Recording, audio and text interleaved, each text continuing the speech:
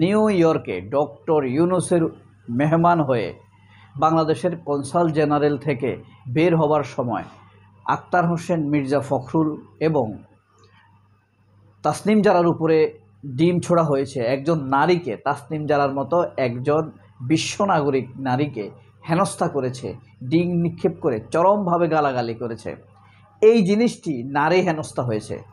অথচ আমাদের পররাষ্ট্র উপদেষ্টা তৌহিদুল ইসলাম সে এটার নিন্দা না জানিয়ে, তাসনিম জারার নিরাপত্তা না চেয়ে, তাসনিম জারার অপমানের প্রতিবাদ না জানিয়ে আফগানিস্তানের নারীদেরকে নিরাপত্তার জন্য সে টেনশন প্রকাশ করেছে জাতিসংঘে। এই তৌহিদ আনন্দকে বারবার আমাদের পিনাকি দ্য গ্রেট, পিনাকি ভট্টাচার্য যে বলে তৌহিদ বেয়াদব, অসভ্য, ভারতপন্থী, আসলে ঠিকই বলে। এই মুহূর্তে আপনারা যারা এই 1 মিনিট যারা ভিডিও দেখেছেন তাদের প্রতি আমার আর কোনো দাবি নেই। শুধুমাত্র তৌহিদকে একটি উপাধি দিন কমেন্ট বক্সে।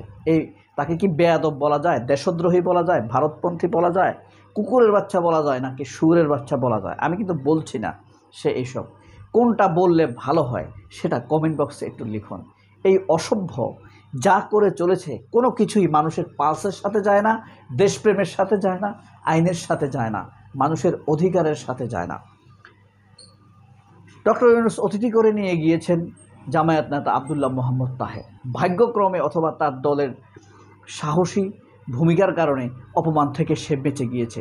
বাকি সবাই, মির্জা ফখরুল ইসলাম আলমগীর, বিপ্লবী নেতা আক্তার হোসেন, সৎ মহৎ নেতা আক্তার হোসেন এবং তাসনিম জারাকে অনেক অপমান করা হয়েছে সেখানে। আর তাসনিম জারাকে যে পরিমাণ গালি দেওয়া হয়েছে তা বিস্ময়কর, এগুলো মুখে আনার মতো নয়। এই গালি কেবল শেখ হাসিনা, আওয়ামী লীগ এবং জারদ বাস্টারদেরকে দ্বারাই সম্ভব। তারা ছাড়া এই গালি কেউ দিতে পারে না। একজন নারীকে আমরাও তো গালি দেই, কিন্তু এইভাবে নিরপরাধ তাসনিম জারার কী অপরাধ ধরবেন আপনি? সে কি ভুল করেছে আপনার সামনে? আপনাকে সে তো একটা খারাপ কথাও বলে না। হ্যাঁ, আপনি কি কারণে তাকে এই গালি দিবেন? কোন অপরাধের কারণে আপনি তাকে গালি দিবেন? জাতির কি ক্ষতি করেছে সে? আপনার কি ক্ষতি করেছে? আওয়ামী লীগের কি ক্ষতি করেছে? ইভেন কি সে তো আওয়ামী লীগেরও ক্ষতি করে না, একটা গালি দিয়ে কথা বলে নাই। তো তাকে গালি দিয়েছে। তৌহিদ টেনশন করে আফগানিস্তানের নারীদেরকে নিয়ে। বেটা, আফগানিস্তানের নারীরা তোর চাইতে নিরাপদে আছে, ভারতের নারীদের চাইতে নিরাপদে আছে। ভারতের যে পরিমাণ মুসলিম নারী ধর্ষিত হয় প্রতি বছর তা বিস্ময়কর। আমেরিকা পর্যন্ত এটা নিয়ে উদ্বিগ্ন। আর তুই আফগানিস্তান নিয়ে টেনশন করার কারণ কি? তোকে বেতন দেয় আমরা, তুই আমাদের নিয়ে কাজ করবি। তোর তো পদত্যাগ করা উচিত। সবাই, বাংলাদেশের সবাই ফেসবুকে স্ট্যাটাস দিয়ে তোকে গালি দিয়ে এই উপদেষ্টা পদ থেকে তাড়ানো উচিত এই তৌহিদ আনন্দকে। পিনাকি ভট্টাচার্যর ইলিয়াস হোসেনরা যা বলে, আমাদের ইলিয়াস হোসেনকে কি উপাধি দিবেন? দেশপ্রেমিক শুধু? নামটা লিখতেই আমার ভালো লাগে, ইলিয়াস হোসাইন। তাবলিগের প্রতিষ্ঠাতা ইলিয়াস হোসাইন না? ইলিয়াস রহমতুল্লাহ আলাই পরে। আচ্ছা, ইলিয়াস নামের অনেক সাহাবী আছে, তাবেঈন আছে। ইলিয়াস নামের একজন নবী ছিলেন, নবীও ছিলেন। যাই হোক, তো এই যে তারা এইভাবে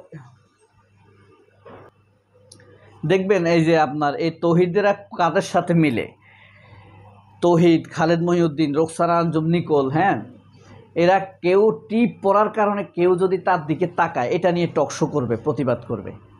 কিন্তু বিকারুন্নের সাথে 22টা স্টুডেন্টকে বোরকা পরার কারণে বের করে দেওয়া হয়েছে। চাঁপাইনবাবগঞ্জকে 16 জন স্টুডেন্টকে ওড়না কেড়ে নিয়েছে।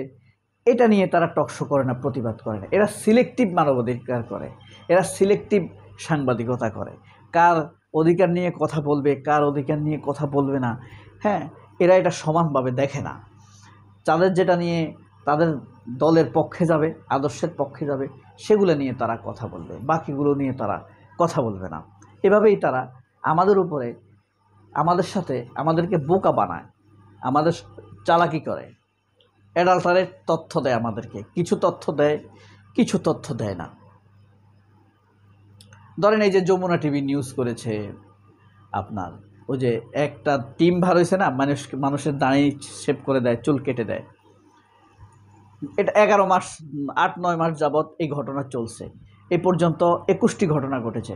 অথচ যমুনা টিভি নিউজ করেছে শুধুমাত্র যারা মানে দাড়ি টুপি আছে, মানে ইসলামিক লেবাস পরা একটা টিম আছে, এই কাজটি করেছে সাভারে, আরেকটা টিম করেছে ময়মনসিংহে। এদেরকে নিয়ে নিউজ করেছে, আর কাউকে নিয়ে নিউজ করে না। কারণ কি? এদের দাড়ি টুপি আছে, এদেরকে নিয়ে নিউজ করলে ইসলামকে প্রশ্নবিদ্ধ করা যাবে। এই কারণে এরা সিলেক্টিভ মানবাধিকার নিয়ে কাজ করে। এরপরে তারা রেফারেন্স দিবে আশক, সুলতানা কামাল, শেখ হাসিনার পারিবারিক মানবাধিকার কর্মী সুলতানা কামাল, আইন ও সালিশ কেন্দ্র, সংক্ষেপে আইন সালিশ কেন্দ্র। তাহলে আইনের আ, সালিশের স, কেন্দ্রের ক, আশক। এই আশক শেখ হাসিনাকে বছরের পর বছর ধরে আশকারা দিয়ে গেছে। আপনার ভিন্ন মতাবলম্বী হাজার হাজার মানুষকে পঙ্গু করেছে, খুন করেছে, গুম করেছে। এই সুলতানা বেবিয়ানা, সুলতানা কামাল অসভ্য। এ আবার কবি সুফিয়া কামালের মেয়ে সুলতানা কামাল চক্রবর্তী, তার পুরো নাম। তার স্বামীর নাম বিবেক চক্রবর্তী, কথা বুঝছেন? সুলতানা কামাল শয়তান, এর ডাক নাম দিতে পারেন কি? শয়তান। হাজার হাজার মানুষ, বোরকা পরা নারীকে র্যাব তুলে নিয়ে গেছে। এগুলো নিয়ে এর সুলতানা কামালের কথা নাই, নিকুলদের কথা নাই। তাদের কথা হবে আওয়ামী লীগের কারো যদি এই কষ্ট হয় তখন তাদের মানবাধিকার জেগে উঠে কাপড় চোপড় খুলে দৌড়ায়। ঠিক আছে, এই হলো তাদের অবস্থা। আরে কি দরদ! শেখ হাসিনাকে মানবাধিকার দেওয়া হচ্ছে না। শেখ হাসিনাকে নাকি হেনস্থা করা হয়েছে। একবার কে ওই আমেরিকাতে গেছে, আর শেখ হাসিনাকে তখন ক্ষুদ্র কয়েকজন হিন্দু জুতা মারছিল 11 সালে, সে যখন আমেরিকা গেছে, বুঝছেন? কারণ কি? আপনার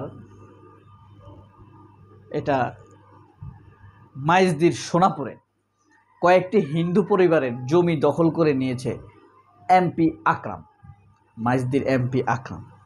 তখন ওই পরিবারগুলো শেখ হাসিনাকে তখন জুতা নিক্ষেপ করেছিল হিন্দুরা। তখন হিন্দু টিন্দু আর দেখে নাই। আপনার এই রুখছে সুলতানা কামালের মানে মানবাধিকার জেগে উঠছে, সব টেলিভিশনে নিউজ হয়েছে।